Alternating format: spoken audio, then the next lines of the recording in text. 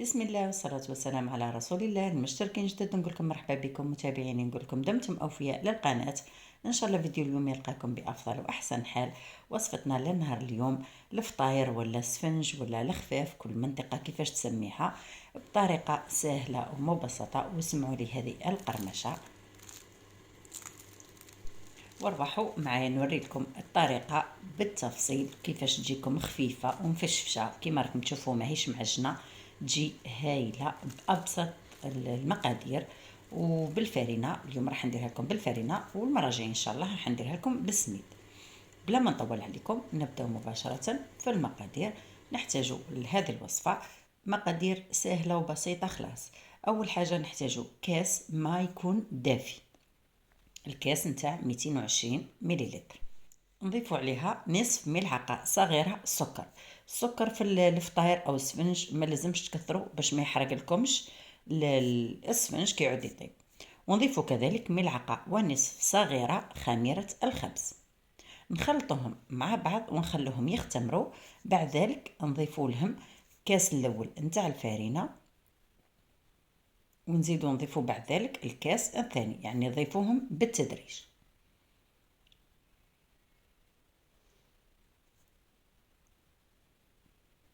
وهذا الكاس الثاني راح نزيد كيف كيف نخلطوهم حتى تتحصلوا على عجينه تكون تلتصق في اليد. وراح نوري لكم القوام نتاعها هكذا. هاي تلمت كامل كيما راكم تشوفوا، راهي تلتصق في اليد. راح نوري لكم شوفوا كيفاه تجي طريه خلاص. راح نغطوها ونخلوها تختمر للمره الاولى. هنا بعد ما اختمرت وضاعف الحجم نتاعها، راح نضيفوا لها ملعقه صغيره ملح، ونضيفوا شويه فرينه لانها تلتصق.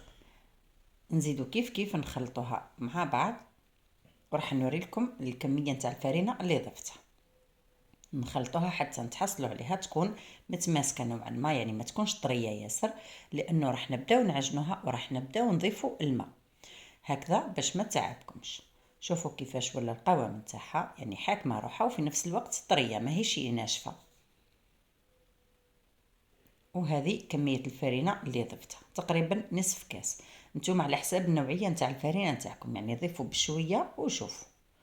وبنبداو المرحله نتاع العجن المهمه ياسر في هذه الوصفه، وصفه الفطاير ولا السفنج.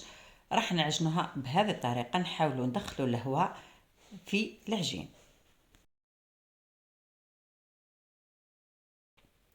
وكل ما تعجنوها شويه بالتقريب 2 دقائق غطوها وخلوها ترتاح.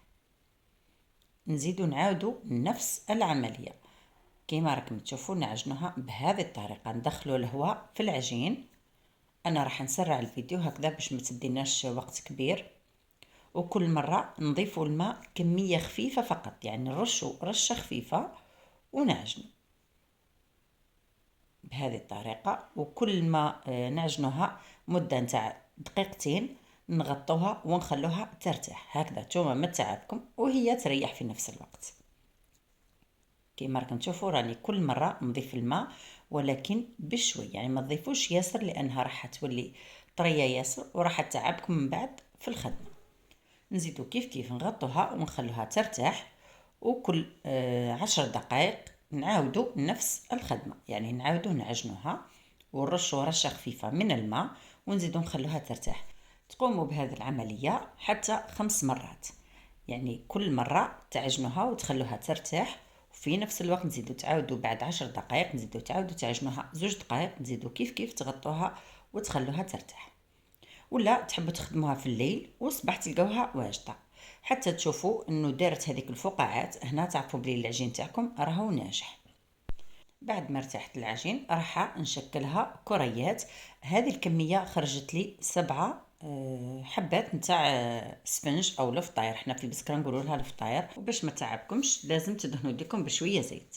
راح نشكلوها كريات بهذا الشكل، ودائما دهنوا يديكم بالزيت باش ما تعبكمش يعني. ونشكلوا الكريات، تقدروا تصغروهم وتقدروا تكبروهم. هنا الحبات اللي درتهم انا متوسطين، ما همش كبار وما همش صغار هكذا. ونزيدو ندهنوهم من فوق بشويه زيت، ونغطوهم بكيس بلاستيكي، ومباشره نحطو المقله نتاع زيت. هنا في هذا الوصفه نحتاجو 2 مقلات زيت. المقله الاولى اول حاجه صح نوري لكم النار كيفاش تكون. لازم تكون ناقصه خلاص في المقله الاولى، والمقله الثانيه تكون نار متوسطه. المقله الاولى لازم ديروا فيها شويه زيت، ما تكثروش كيما راكم تشوفوا. والمقله الثانيه ديروا فيها النصف نتاع المقله ديروها زيت. ان شاء الله راهي واضحه يعني. ونبداو بالطريقه نتاع السفنج او الفطاير. اول حاجه تبلوا يديكم بالزيت ولا بالماء. انا راح نبل بالماء، يعني في طريقتين راح تنجح لكم الوصفه. ونهزوا الكوريه بهذا الشكل، ونحاولوا نديروا ثقب في الوسط،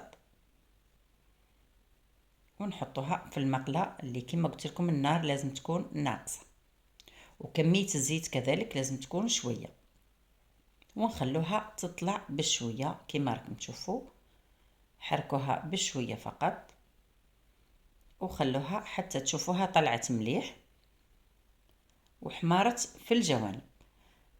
في هذه المرحلة راح نهزوها ونحطوها في المقلة الثانية اللي فيها كمية مليحة من الزيت. نعاود معكم واحدة أخرى. دايما تبلوا ايدكم بالماء ولا بالزيت،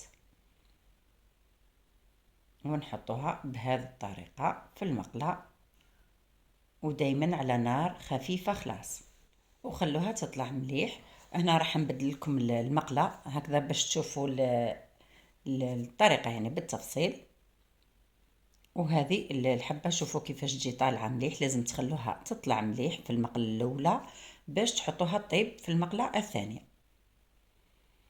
وها هي الفطاير ولا السفنج راهي حاضرة، وشوفوا كيفاه تجي.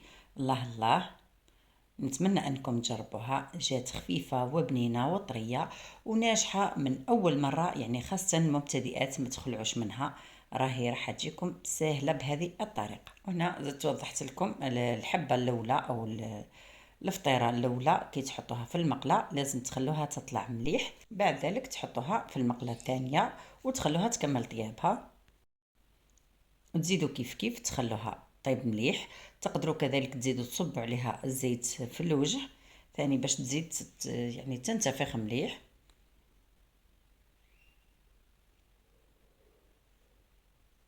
هكذا، ونقلبوها على الجهه الثانيه وتزيدوا تخلوها طيب مليح.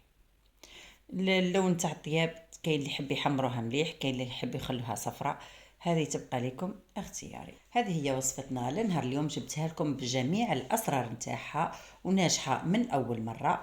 نتمنى انكم تجربوها وتنجحوا فيها وتخلوا لي رايكم في التعليقات. تقدروا تحضروها الفطور صباح لولادكم مع هذا البرد، هذا ما يوالم مع كاس قهوه حليب. الله الله، واش نقول لكم، جربوها ومش راح تندموا عليها. وراح نعطيكم ملاحظه اخرى فقط. في حاله ما ديروا العجينه في الليل تخلوها تختمر، ما تكثروش الخميره، ديروا الكميه يعني نقصوا منها شويه وغطوها مليح باش ما تفيض لكمش العجينه. هذه هي اهم النصائح اللي نقدر نعطيها لكم وباش تنجح لكم الوصفه. فقط طبقوها وتبعوا المراحل بالتفصيل، اكيد راح تنجحوا فيها. هذه هي وصفتنا لنهار اليوم. لحقنا نهاية الفيديو، ما بقى لي غير نقول لكم لا تبخلوا علينا بالإعجاب والاشتراك في القناة وفعلوا الجرس ليصلكم كل جديد، وبرتاجوا لتعم الفائدة. وانتظروني في فيديوهات قادمة إن شاء الله، والسلام عليكم.